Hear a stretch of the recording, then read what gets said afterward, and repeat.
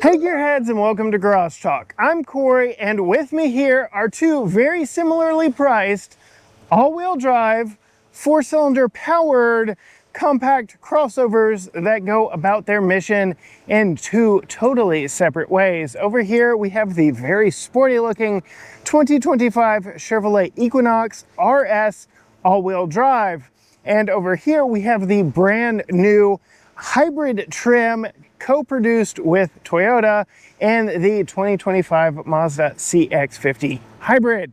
Which of these best suits your needs, and how do these two compare? Stay tuned to find out.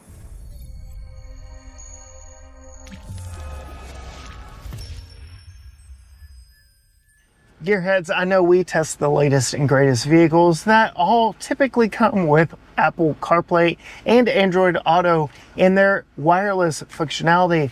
But what happens if you find yourself tethered to a USB cord in your older vehicle, or maybe your new vehicle just doesn't offer wireless CarPlay yet? Well, that's where this video sponsor comes into play with SyncKid wireless Apple CarPlay adapters. This has a USB-A, but also comes with USB-C adapters right in the box, allowing you to plug in just this simple dongle into your wired CarPlay adapter port, and then boom, there you have it. Now you have wireless Apple CarPlay, no USB cords necessary. Everything is set up now directly through your infotainment system.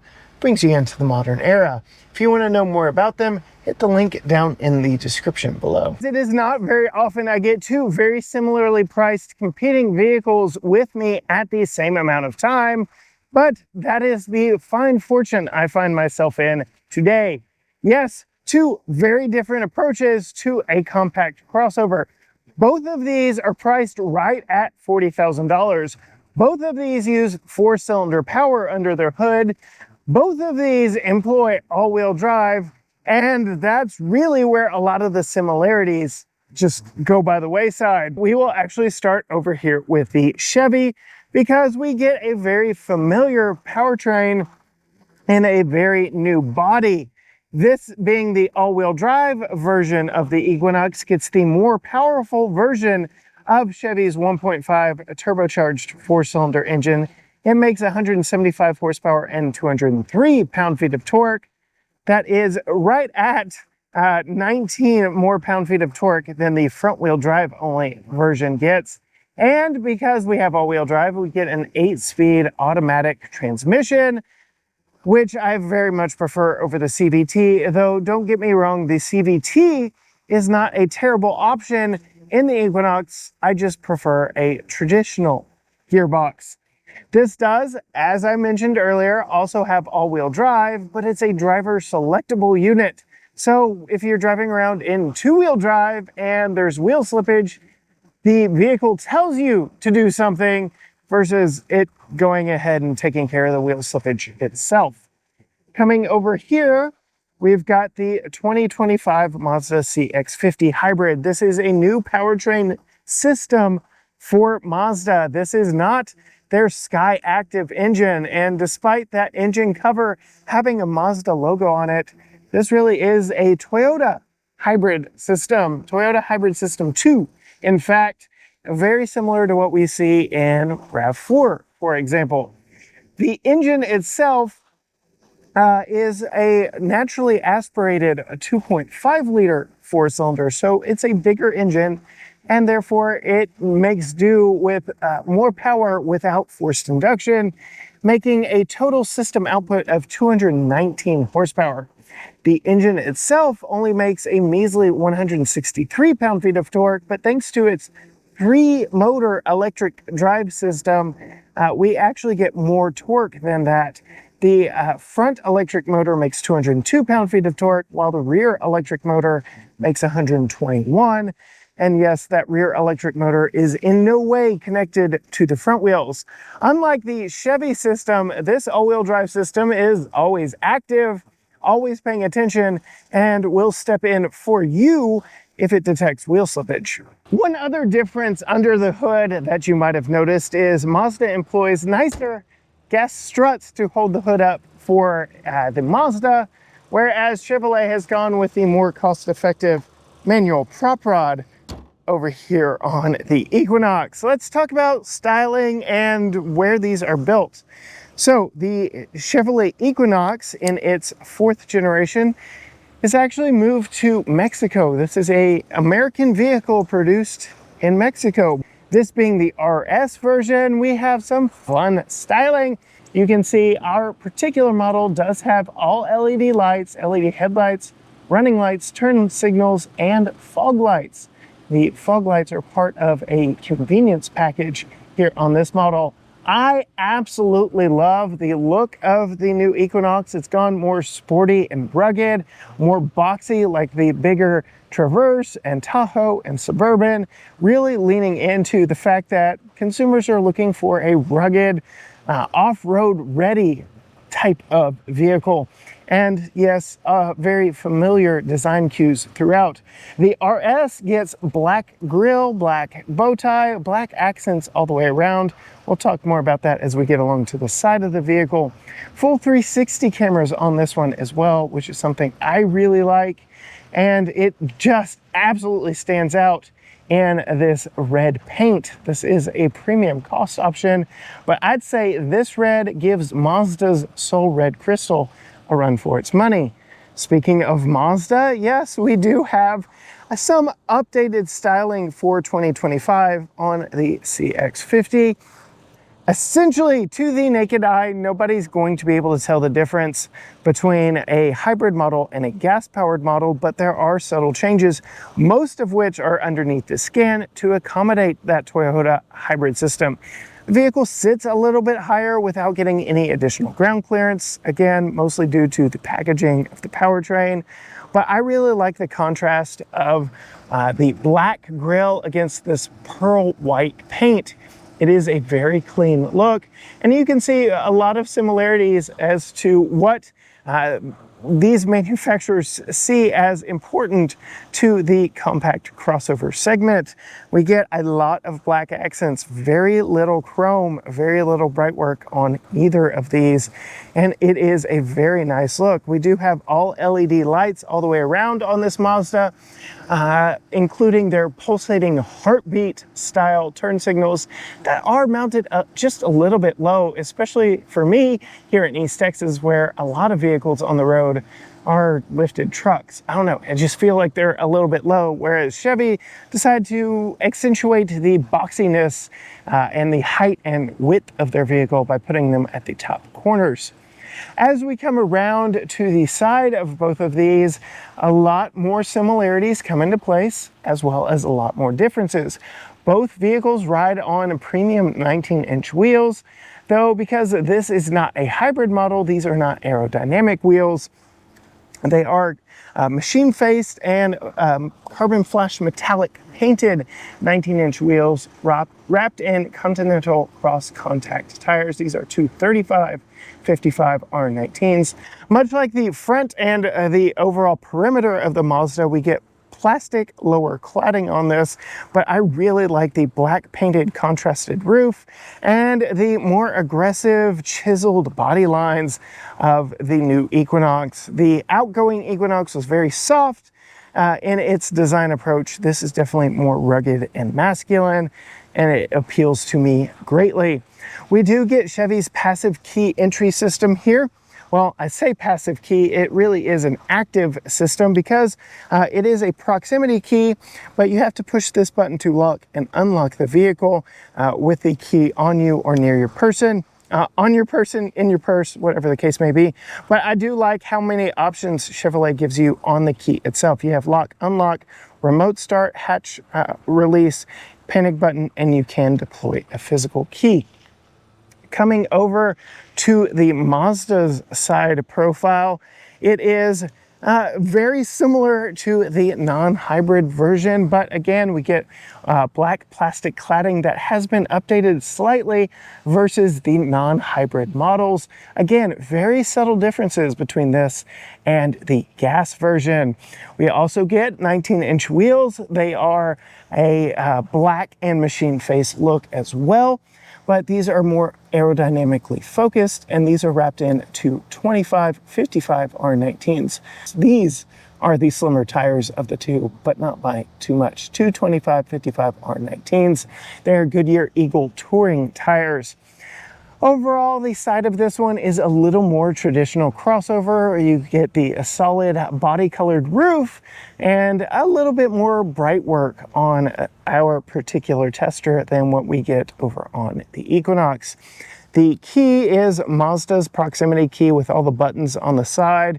You can see we get lock, unlock, hatch, panic, but no remote start. I have it on good authority, though I never get to test this with week-long vehicle loans that you have to have the app for remote start. But the good thing about Mazda system is it is completely passive. So you can unlock the vehicle just by grabbing the back of the door handle, and you lock it by pressing that section of the door right there.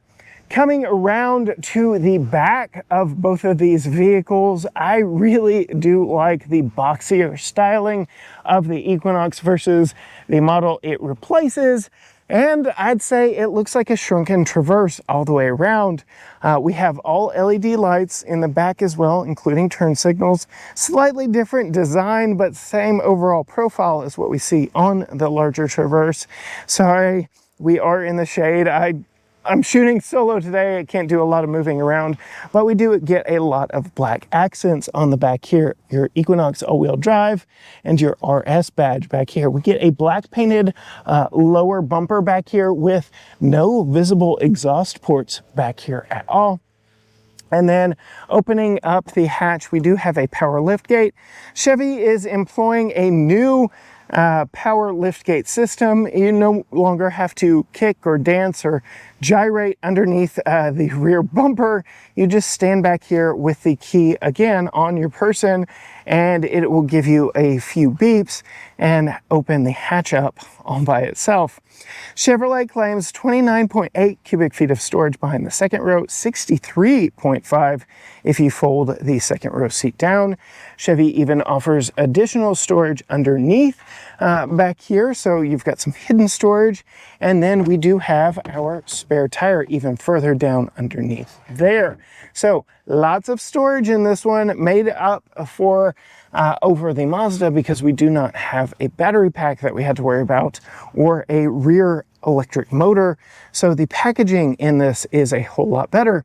Though I will say, to expand the cargo capacity, there are no places back here like on previous generations of the Equinox to fold the seat backs down. It is a 60-40 split, but you're going to have to either go around to the side of the vehicle or reach and push from up here. Unfortunately for me, my family, my life situation, the 40% is on the driver's side, not the passenger side. So with Tucker's child seat in place, you can see, well, we don't have as big of a pass-through between the two vehicles here. Coming to me, the hatch opens up nice and wide, fits in our garage very nicely, and our power close button is right there. Coming to the back of the Mazda, again, we have more traditional crossover styling here. I do like the styling of the CX-50. It is more rugged than their more popular CX-5. It feels longer and wider and a little bit shorter, which gives it a more aggressive look. There are also cleaner, simpler lines on the CX-50, a little less rounded. So I like that a lot. As we come around to the back, leaning into Mazda's sporty persona, sporty nature, we do get visible exhaust on the back of this one. Dual exit exhaust on the back. Black plastic cladding continues around back here. Just like on gas-powered versions, this is fake, which is a little unfortunate, but we do get hybrid badges on the front fenders and back here on the hatch. We also get a power liftgate on the back of the Mazda. And very interestingly, Mazda claims that the rear cargo capacity has not changed over the gas-powered version, but the official numbers are slightly different than the gas-powered version. So here on the hybrid, they claim 29.2 cubic feet behind the rear seats, and in the gas version, 56.3 with the rear seats folded, but they do not officially claim a number on the hybrid with the rear seats folded.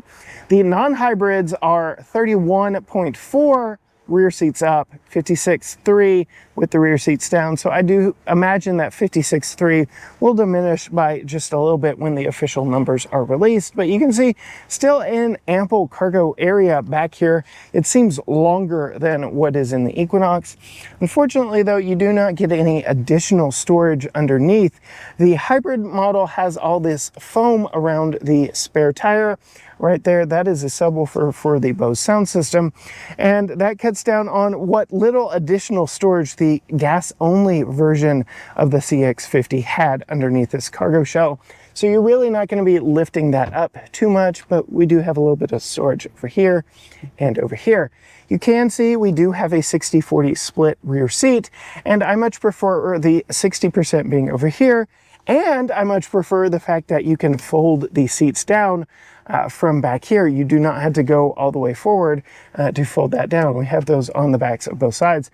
Now, if Tucker's child seat was not already installed, that would have fallen all the way by itself, but you can see the seat is catching on Tucker's child safety seat. It will fall down all the way by itself, but you just had to move Tucker's car seat out of the way just a little bit. Otherwise though, very nice space back here in the CX-50. And coming to me, yes, at 5'10", opens up plenty wide, and we have a lock and a hatch close button on the back of the Mazda. We already talked about the keys and how you get into these vehicles, so I won't go into it, but I do really love this red paint on this one. As we open the doors, we get Chevy's Evotex simulated leather surfaces all the way around. Really like the design. The fact that we have a design here, it isn't just a solid piece of black. And then the contrasting stitching, it is really nice. We do have some black glossy areas that aren't my favorite. We do have an express up, down, driver's window only. 2-person memory driver seat, again, that came in the package. Multi-way positional seat with 2-way lumbar. Again, Evotex seating here, but we do have some cloth accents. I really like what Chevy is doing with their seat design. This looks really spectacular. We get the RS embossed in the headrest there. And these are heated and ventilated, and it does look like there's a little bit of red peeking through all of those perforations. And before I climb in, I do want to show you there is some additional storage under the center console here, which I really like. The interior, I do believe, of these two vehicles is my favorite here in the Chevy Equinox. You can see we do have dual screens up here. We have an 11-inch driver information system and 11.3-inch infotainment system. I'll put my foot on the brake, fire the vehicle up, and Google helped design all of this on the interior. We don't get the larger 17.7-inch freeform that we see in Traverse and Blazer EV, some of their other vehicles, but it is still a very massive screen over here with wireless Apple CarPlay and Android Auto. Multiple different configurations here for the driver information screen. You can push this button right here and kind of cycle through. We've got Google Maps because I'm paired with my iPhone. We have Apple Maps. We have a ADAS system here that shows you how my adaptive cruise is set and all my lane keeping. Very minimalistic approach here. And then back to the more traditional dash layout. Over here, we have our auto start stop button, auto hold, our all-wheel drive button. Again, it is a driver selectable unit. So you, the driver, have to tell the vehicle to be in all-wheel drive. You get a little notification here telling you whether you're in two-wheel drive or all-wheel drive. And then an electronic parking brake along with your brightness controls for your dash. All your wiper controls are here. Your driver selectable controls are here for reverse, neutral, park, and drive. Park, you push this button right here. Chevy is putting this across their crossover and SUV lineup. We're seeing it Suburban, Tahoe, Traverse, Blazer, Blazer EV, Equinox EV. We're seeing it in practically all of their vehicles, and it really does open up the dash and that under console storage I showed you earlier. We have additional storage here, USB-A, USB-C, Qi wireless charger right here that is actually a portrait setup, which I really like when it works, and it has only not worked on me a couple of times. I think that's been more just how I had my phone thrown in here, but generally speaking, this works very well. You can see we are charging now. Very interesting placement for our drive modes. We get multiple different drive modes here on this one. We have off-road, snow and ice, and normal. If we did not have the all-wheel drive, we would just have snow and normal. And putting it in either of the non-normal drive modes, it will automatically put you in all-wheel drive. So there is that. Do really like the big screen for Apple CarPlay and Android Auto. I like that a lot. We have a bunch of shortcuts here that you can drag over and place on this side section here, including your 360 cameras. Love the cameras in this. There are so many different angles that you can get in this, front, back. You can see over the nose, over the tail, and then what I call my garage parking cameras, because we have 2 single bay doors. You can see your front wheels and your back wheels. It makes it very easy to park in the garage, and you can even turn off that bird's eye if you don't want it. So really do like the 360 cameras in here, and you can keep them on as you drive, which is very nice. You do have climate controls built into the screen here, but we also get physical controls down here. Really like it. Dual zone, automatic. You have heated and ventilated front seats. Really like that. This is taken straight out of Colorado. It's a little bit of button overload. They are gloss black. You can see my fingerprints on them already, but generally speaking, I like it. It works very nicely. We also have a Wi-Fi hotspot in this and a few other things in the infotainment system I really like. Another thing I like about the Chevy that we don't have in the Mazda is this, a rear view camera mirror. So if you do have the back loaded down with a bunch of stuff or heads bobbing around behind you there, you can easily flip that and get a video feed from the back of the vehicle.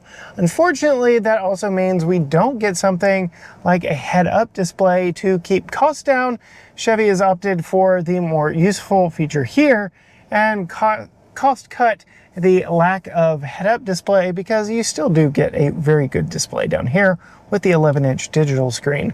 I don't know, is that a deal breaker? Would you rather have the head-up display that we show in the Mazda here in just a moment, or would you rather have a rear view camera mirror? 2 cup holders, a little bit of storage here, but it's hard black plastic. I already talked about the storage there. More of that textured pattern Evotex here with contrasting stitching. Very good center console. It's very deep, very narrow, but very deep here. And then we have a damped glove box here with good storage in there. More of that material up here. Very interesting look on both the dash material and the way the outboard HVAC vents look. They look like turbines. I like them a whole lot. We get some sunglass storage up here, and then our controls for our massive panoramic glass roof. Coming to me at 5'10", I've got plenty of room. I am very comfortable in here. Can't complain at all, and I really do like the fact that we have memory seats. I'm gonna go ahead and put that sunshade all the way back. I already talked about the passive entry here on the Mazda, but I really do like it. I also really do like this pearlized white paint, though I would have preferred Soul Red Crystal. As we open up the door, we can see we have black leather, though hybrid models do offer an exclusive red leather interior option. I do like how we get contrasting stitching, which is very nice. All your window and mirror controls are here. We'll have to test that out and see, because Mazda does not label if they're auto up, down, or not, but we will give you that full rundown. And then we have a multi-way positional seat here with 2-way lumbar. We do have 2-person memory, but the buttons are right up here on the dash versus on the door like on the Chevy.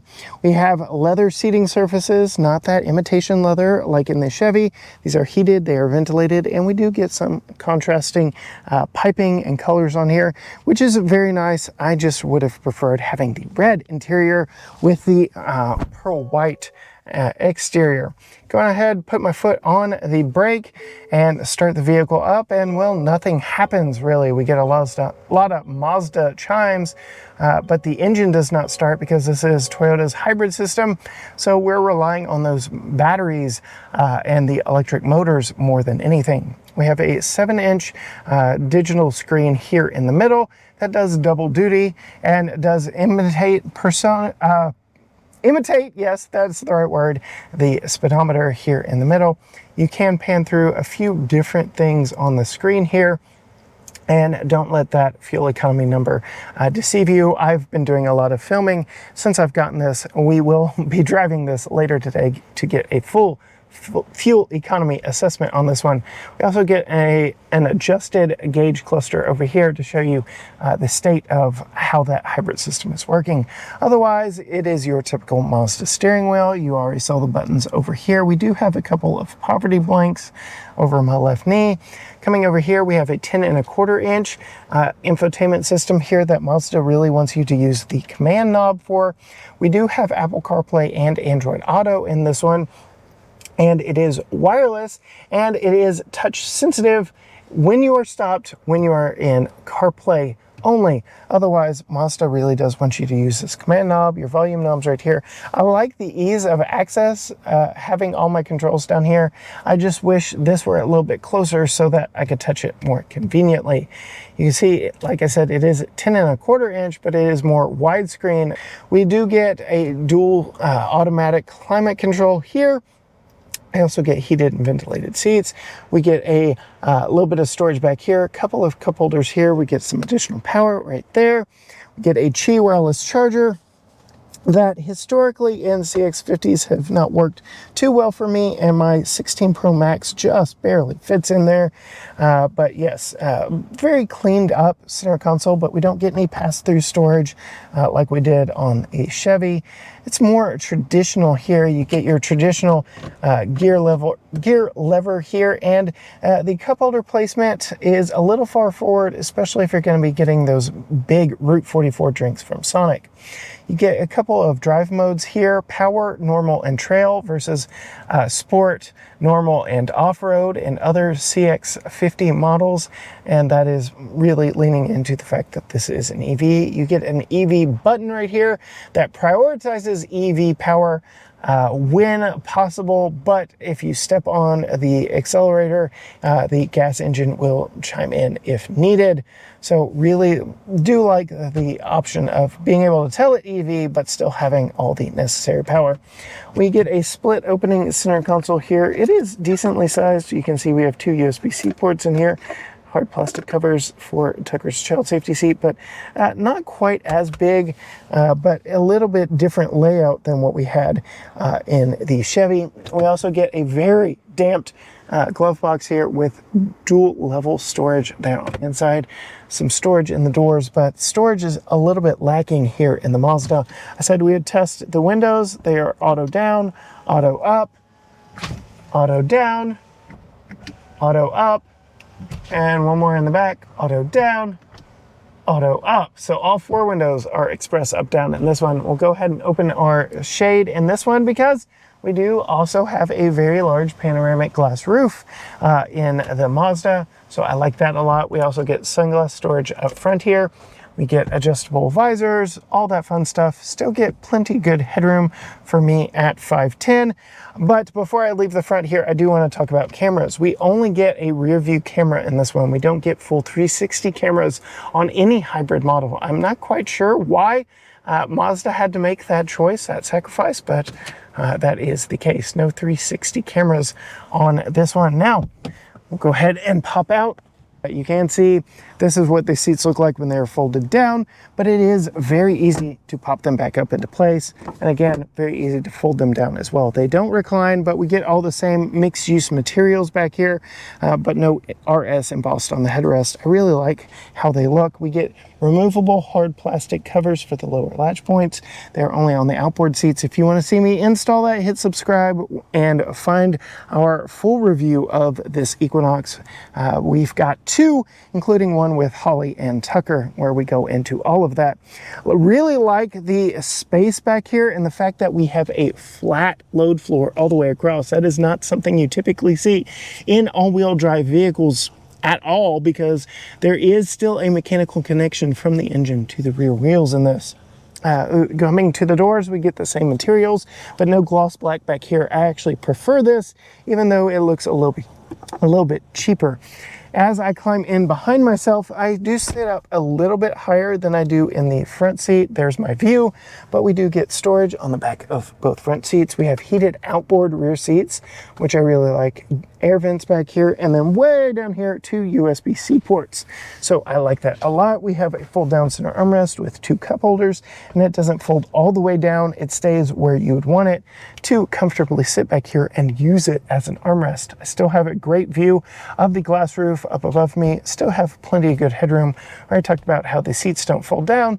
So that is a quick tour of the inside of the Equinox. Now let's go check out that Mazda. You can see I did leave the seat in its lowered position because I do want to show you, yes, Tucker's car seat is in the way a little bit, but it does fold flat in there. Now you can see just how much cargo space you have in there. We do have this little flap to help cover up the back of the seat. We'll make sure that's lowered. And then you don't have to have the seat belt up here, but there is a little channel to keep it in place. And you can fold these seats down from right here as well. I like the seats back here, a lot of similarities to the front. We also have very similar hard plastic covers over the lower latch points for child safety seats, but I like that a lot. This one, even though there is no mechanical connection to those rear wheels, because this is on a shared platform with gas-powered all-wheel drive versions, we do get a large center hump back here. Not quite as much rear legroom, but Mazda has made up for that a little bit by cutting out the back of the seat. Still a very comfortable back seat. No storage on the back of the driver's seat, but we do have a storage bucket back here. We get a little bit of storage in the doors. We still get HVAC vents like we do in the Chevy. We still get USB-C plugs like we do in the Chevy, but we don't have heated outboard seats like we do in the Chevy. Get an armrest that stays in a very comfortable position. And the center cross rail of the glass roof does cut into my view a little bit, but I'm not complaining that much. Little less headroom back here. My hat is actually touching the ceiling, so the Equinox is just a little bit more spacious on the inside. Well, there you have it, gearheads. A head-to-head comparison of 2 $40,000 all-wheel drive crossovers from Chevy and Mazda. Whether or not you want the more spacious, a little more aggressively styled Chevy with its 1.5 liter turbo 4 getting up to 29 mpg on the highway, or the a little more traditionally styled, really like this pearl white paint, Toyota hybrid system powered Mazda with up to 39 mpg in the city. These two vehicles are definitely going to make you happy if you are considering either one of them. I have made this video to help you make that decision because shelling out $40,000 for a vehicle is definitely not an easy or light decision. If you want to see full reviews of both of these, where we test out the claimed fuel economy of this one and where Holly actually gives you her thoughts and opinions on this one, hit the subscribe button down below and ring the bell so you are notified every time a new video drops. Find us on all social media platforms: Facebook, Instagram, X, TikTok, Threads, YouTube, you name it. Everything is at GT Garage Talk, or you can go to gtgaragetalk.com. But as for me, I have to part ways with both of these. Until next time, gearheads, bye.